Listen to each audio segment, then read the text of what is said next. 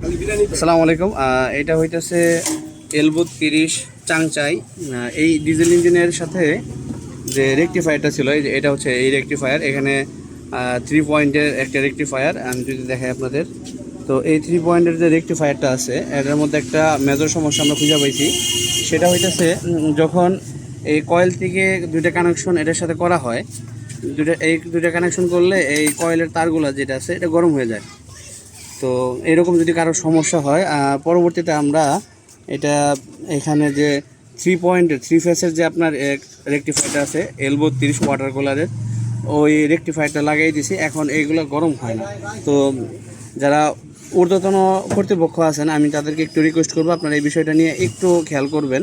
আর দ্বিতীয়ত যারা আপনারা এরকম ফেস করতেছেন, যদি আমি এই জিনিসটা লাগাই দেই আর এখানে তার গরম হয়ে যেতেছে, হয়তোবা এই তারটা বড়ি হয়ে যাবে সম্ভাবনা আছে, অথবা ওখানে যে কয়েলটা আছে কয়েলটা জ্বলে যেতে পারে, অথবা রেকটিফায়ারটা জ্বলে যেতে পারে। তো যদি রেকটিফায়ার জ্বলে যায় অথবা কয়েলের কোনো কারণে আপনার বিদ্যুৎ না আসে, সেই ক্ষেত্রে দেখা যাবে আমি পরবর্তীতে কোনোভাবে ব্যাটারি চার্জ করতে পারবো না। এটা একটা মেজর সমস্যা হয়ে যেতে পারে। সকলকে এই জিনিসটা খেয়াল রাখার অনুরোধ রইল।